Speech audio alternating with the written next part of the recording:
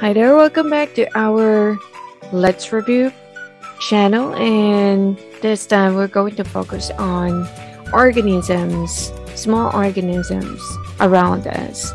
And let's take a look at their characteristics and the different groups they are included with.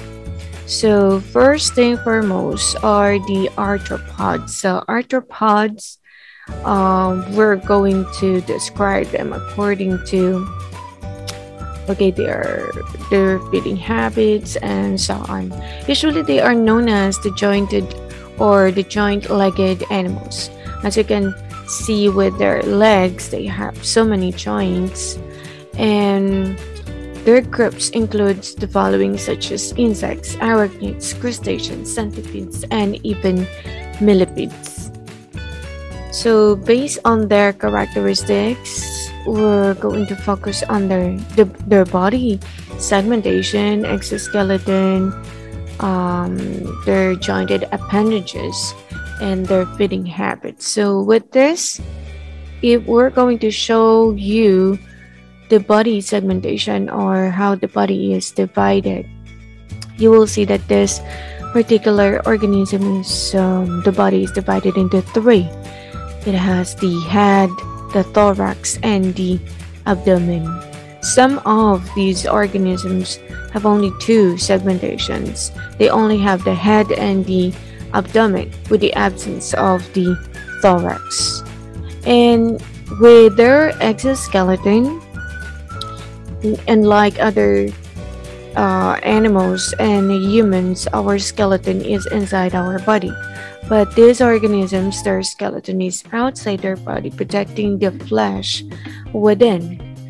In terms of their appendages or legs, you will see that they have these joints for that be able to move in different way. And based on their feeding habits, some of them they may crush or chew the food like this, like the grasshopper doing here.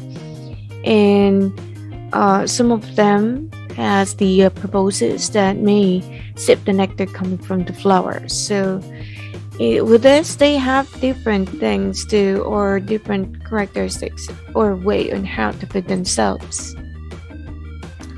Now, based on a group, let's group them into according to the number of their legs, the number of their antennae, and the way they propagate or produce. Let us see with the first, we have here the insect as the first group, and these are my examples of insects.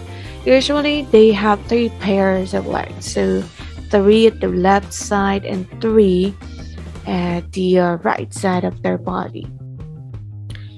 If we're gonna count the antennae, they have they have antennae, like what you will see here in the butterfly, and even some of the insect here. And look at their body, it's divided into three sections, including the head, the thorax, and the abdomen. They undergo metamorphosis.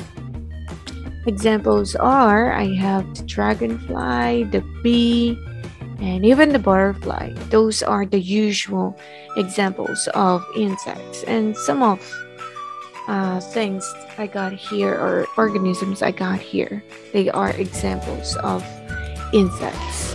So like what I said, if you're going to count on the legs, they have three pairs of legs with an antennae, and their body are divided into three segments: the head, the thorax, and the abdomen. Next group is, of course, the arachnid, and based on the number of their legs in pairs, they have four. Unlike insects, they have three. And the body of the arachnids are divided into two segments. They don't have antennae like the insects. The body segments includes the head and the abdomen, and they have the spinnerets to produce the web. Examples are, I have here the mites, scorpion is also part of this arachnid group. Next, for the crustaceans, So based on the number of their legs, they have 5 pairs of legs. So 5 the right side and 5 at the left side, right left side of the body. They have 50 body segments if you're going to count them, but most of them have only 19 of that segments. And they have 2 pairs of antennae. Some of them are small and some of them are long, short and then long. And here's are my examples of crustaceans that can be found underwater, like those, as you can see. Next group are the centipedes. They have 15 to 173 pairs of legs, so in left and in right side of their body. And their body are divided into 2 segments, and they are the cephalothorax and the abdomen. Cephalothorax, the combination of the head and the thorax. They have pair of antennae in front, and this centipede do have poisonous claws, so don't dare to. They usually eat cockroaches, bedbugs, and other insects. Here you will see how they change their exoskeleton. And this is a giant centipede and then versus a snake. Look who's gonna win this fight. There you go.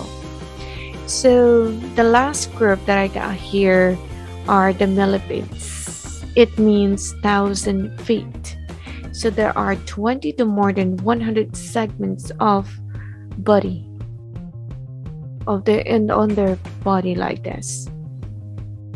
Compared to centipede, they don't have poisonous claws, and they protect themselves by curling up. When somebody touches them, they will just curl up. And this is an example of a giant centipede found on Earth. So remember, in terms of groups, if we're going to group the arthropods, meaning to say they have what do you call this? Giant legs. Those are the insect, the arachnid, the crustacean, the chelipod, and the millipod, centipede, and the millipedes. And these are the examples I got here. If we're going to describe them again one by one, insect, based on the number of legs, they have 3 pairs of legs with antennae and 3 body segments. With the arachnids, they have 4. They don't have antennae, and their body are segmented into 2, the cephalothorax and the abdomen. Crustaceans do have 5 pairs of legs. Chilipods, they have 1 pair of leg per segments of their body, and compared to the millipedes, they have 2 pairs of legs per segments of their body. So that's it for our Let's Review channel about the arthropods, and I hope you learned something from this. See you again on the next review. Bye bye.